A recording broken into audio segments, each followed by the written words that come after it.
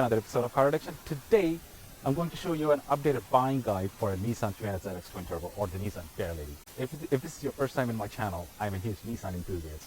I have a couple of Zs and I recently bought an R32 Skyline. I hate myself. I'm prone to making bad financial decisions. Anyway, what I do here is I make car buying videos, I make a little bit of vlogs, and I make a lot of little repair videos. So please hit the subscribe button and the bell notification to stay up to date for all the upcoming stupidity that I do.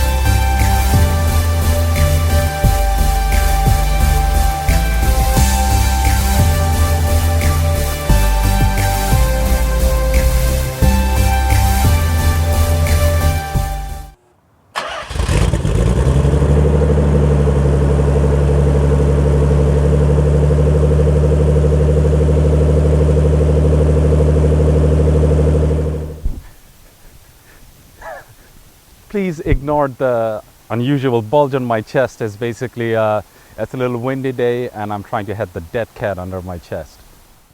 Hey everybody, I will be giving away the Car Addiction window stickers to one lucky subscriber every month, so please hit the subscribe button right away. Production years for these vehicles were from 1989 to all the way to 1999. Obviously the North American models were from 1990 to 1996.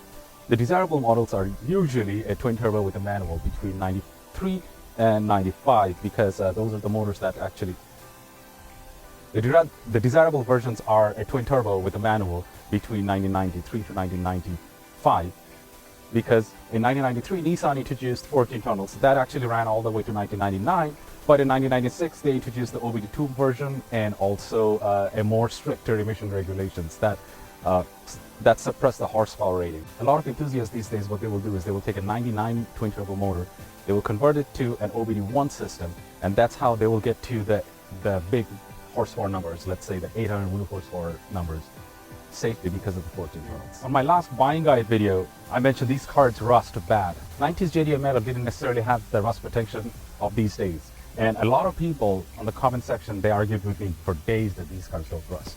Well, I live in Canada, and if you live in one of these northern states, these cars rust because there's a lot of salt. Oh, here's the backfire.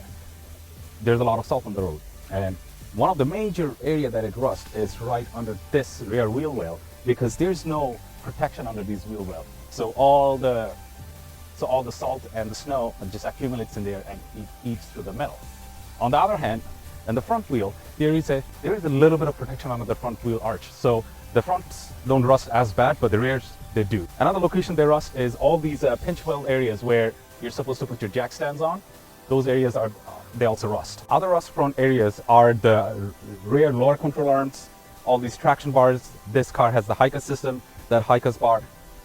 Under the front suspension, the lower control arm, especially under the frame rail, that's a very rust prone area. Whenever you're going to buy a 300ZX, make sure you put it on a hoist so that you can see these rust spots because it can get real expensive real fast. A good advice is to make sure you buy a vehicle which has a little bit of rust protection.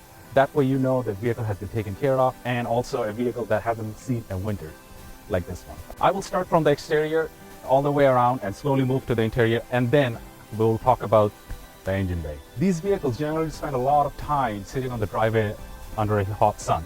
So what happens is these windshield crawls, they fade. Especially what happened to mine is the paint chips. I parted out quite a bit of 300ZX in my life, and every time I parted out one, I sold a pair of good looking crawls for around 150 Canadian. The next one are the windshield molds, the mold on the T-top, and the little mold piece on the back. In my car, as you can see, this has a wrap on it, but I didn't put this wrap in, the previous owner did. If I take this wrap off, I'm pretty sure I will see that the the rubber that covers these moldings are off. These moldings were chrome moldings and has a rubberized coatings on it. I don't know why Nissan did that. They should have left it chrome and then we wouldn't have to deal with this. When I part out cars, sometimes I sell these three, both sides. Please ignore my message area. I have been driving this car during the COVID situation and I really need to do a thorough cleaning. Sticking with the outside, next on the menu are these door seals. They have the tendency to dry up and crack. That also happens all over here. Right here, mines, they don't look too happy. They need to be looked at. And the Ttops seals. I have sold a set, both sides, close to 120 Canadian. Ttops.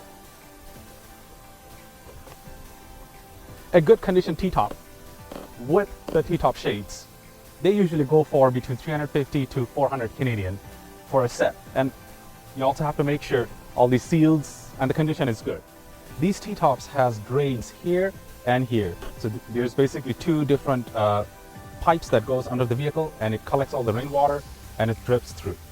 Just make sure the vehicle that you're purchasing, these drains are not clogged, because what happens is if the drains are clogged, the water will sit on here for seasons after seasons, and that can generate rust around the T-tops area. Next on the menu is the trunk. The seal on the trunk, for obvious reason, it cracks and it can let water in. So I have sold just the trunk seal between 50 to 70 Canadian. This piece right over here, it's a very valuable piece. For some reason, everybody keeps asking me for this piece and this piece. I don't know why people lose them, but they do. I usually sell the whole thing for 50 bucks all day long. People lose this trunk shade, I don't know why. And again, I usually charge close to 100 bucks for a good condition trunk shade. You know, the spring need to work properly, and there shouldn't be any the spring need to work properly, and there shouldn't be any sunburn or anything like that. 100 bucks, that's what I would charge. The rear lights, the USDM or the North American version has the red and yellow lights. But the JDM version, especially the 99 spec lights, they have the red and clear lights. They really look sharp. You can find a set of those lights from CZP or Z1 Motorsports, but they cost an arm and a leg, close to 1,000 US. So if you find a vehicle with those lights, that's a deal. Next thing on the list are these wings. My personal preference is this kind of wing. A lot of these vehicles will have a plastic piece that goes around. That piece is as expensive as gold, because every time I bought a parts car with that piece, and I sold those pieces over $300. Do keep in mind, taking them off is very tricky business. A little off movement will make them crack and it's worthless. Make sure these door cards are nice, neat, and they don't have any water damage, because what happens, especially on the driver's side, people will drive with their window down and rainwater will come in. For some reason, they won't. Rainwater will come in and it damages the whole thing. I have sold window cars for $50 to all the way to $100 per door. Passenger doors are a lot safer because for some reason people don't drive with the passenger window down. As I said earlier on the videos, these vehicles spend a lot of time sitting on your front yard. For those reasons, these dash crack. And what happened to mine, it didn't crack, but this section where the AC, this section where the windshield defrost is, it's coming off. It is a very common problem in this vehicle, and it is also an easy fix. You just have to take it off and redo it again. It will be fine. Put some glue in there. Last time when I sold a dash as good as this one, I believe I charged close to $400 for the full dash. But do keep in mind, I included everything, including the speedo, the whole 9 yards. Next on the list are these beautiful, beautiful seats. These cars came with a cloth version and black leather, and then there was an option for a beige leather. It is very common to see a little bit of wear in this area because, again, the driver going in and out rubs this area pretty vigorously. A clean condition seats like this, I have charged as much as 1,000 Canadian for a pair. Next on the list is the center console. As you can see, my center console is not in the greatest shape, partly because there is a double-din stereo. What I plan to do is go back to the stock with a single din, and I have a good quality center console. I have sold center console with a working clock from between all the way to $80 to $120. These vehicles came with a couple of interior options. There was a cloth option, black leather, this Alcantara that I have, and also beige leather. In my opinion, the Alcantara interior is the most desirable one. I have charged as much as 1,000 Canadian dollar for all the Alcantara options. Actually, I regret selling those pieces because some of those pieces are better than what I have. Next on the list is this interior piece on this roof. Because people love to drive these cars with the Ttops off, and sometimes they get into a rain or something like that, or the Ttops sealed are leaking. These gets a lot of water damage. And these pieces are expensive. A good piece is hard to come by. Last time I sold a piece for 600 Canadian, and the guy was happy to pay me because his alternative was from Z1 and it was about 700 US. Next on the list is suspensions. Not all, but most of the twin turbo vehicles in North America, they came with this sports and touring suspension system. So when you drive around, if you want to feel, when you drive around on the highway, you can go to sports. It's a little rough riding, and then in the city with the puddles, go to touring. There are little actuators on top of the suspension that turns when you flip these switches, and those actuators go bad. They're actually not hard to come by. I have sold a set, front and back, close to $100. That's the usual one for them. Now let's talk about the elephant in the room. The famous VG30 DET. Mechanics will hate you, you will hate yourself. It is almost impossible to work on them. A lot of people don't want to work on them because you need baby hands, like 11-year-old hands, to go anywhere and do anything in these cars. The turbos are hidden way down in there, in this corner and on that corner. The turbo on the left side of the motor feeds the right side of the engine, and the turbo on the right side of the motor feeds the left side of the engine. And there's a lot of vacuum hoses going crisscross, and then the high pressure pipes. These cars being 30 years old, a lot of them are, some of them are 25. These rubber hoses and pipes, they crack. And when they crack, that leads to vacuum leaks. If you see the back of the motor, there's almost no space. What that results into a lot of heat on the back side of the motor, which in return heats up this portion of the motor, and that has a tendency to kill number 6 and number 5 injectors. Right now I have a number 6 dead injector, so I have to pull the pin and then do that job again. I just did it about a month ago because I had a valve cover leak. I had to pull the whole thing. After 30 years of going through all the heat cycles, these coil packs does have a tendency to die, but it's not a regular occurrence. What more happens is, because of the heat cycle, these coil pack connectors, they go brittle and they crack very easily. You look at them and they will crack. And the wiring harness, again, especially all the wires that's jammed in this area, because of the heat cycle, they crack and they literally disintegrate. If you find a vehicle where it has an updated wiring harness, that's a goal, because a good updated wiring harness these days, they go for 600 US. These motor also generates a lot of heat, so it's always a good idea to go with an upgraded thicker radiator, or a dual core or triple core radiator. Next thing on the list is these motor came with a very restrictive intake system. There used to be an intake box. If you find a vehicle that has an aftermarket intake, a cone filter with single map and one cone in the front, you will be surprised with the amount of horsepower it allows you to gain. And I have a dual intake system. We'll talk about it some other day. Just because where the turbos are located, right down in the corner, the turbos generate a lot of heat. That has a tendency to blow the turbo seals. And a telltale sign on a blown turbo seal is, if you take the car on a test ride under boost, you will see blue smoke. If you see blue smoke, I can walk away unless you know what you're doing.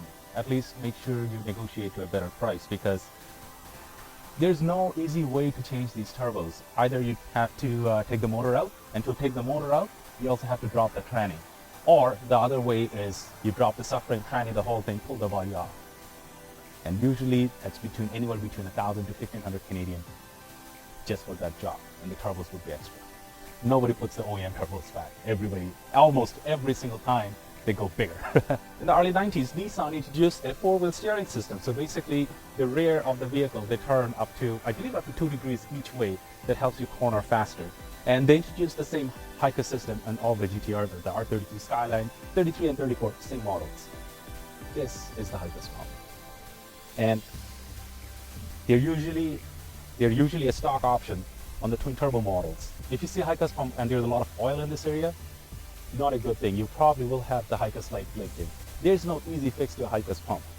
What people do is they remove the HICA system. They remove the whole thing. That's about something about 100 to 150 pounds of weight off the vehicle. They on the rear, they have a HICA locking bar, And that is one of the upgrade people does, and it doesn't necessarily devalues the vehicle, because after 30 years, these systems are not exactly accurate. All right, let's talk about the elephant in the room, the 120K kit. The 120K kit, see the link in the description. It's basically the water pump timing belt and the horn linears, the whole front engine rebuild. And in the book value, it's about 6.5 to 7 hours. It's never that. It's always over 10 hours, because you have to remove so much to get to the system. And then once you go there, there's a lot of stuff to do. And if you go to CZP or Z1 Motorsports, you can find the kit between $450, and then you can spec it up to all the way to $600 US. It's almost like 800 Canadian dollars. It takes 10 to 12 hours of labor in it. In Canada, it's about $100 an hour, so do the math. Make sure the previous owner did the 120K kit, because that will save you a lot of money in the long run. And also, it's a more valuable vehicle. These motors are interference motors. If you snap the timing belt, thank you for making it to the end of the video. If I left anything, please leave it in the comment section, because I would like to know. And a lot of viewers like yourself actually goes through the comment section and educates themselves. So feel free to leave it in the comment section. I would reply to you, and I will appreciate that. And once again, please hit the subscribe button and the bell notification for a lot more Nissan Z related stuff and R32 Skyline chassis related stuff to come in.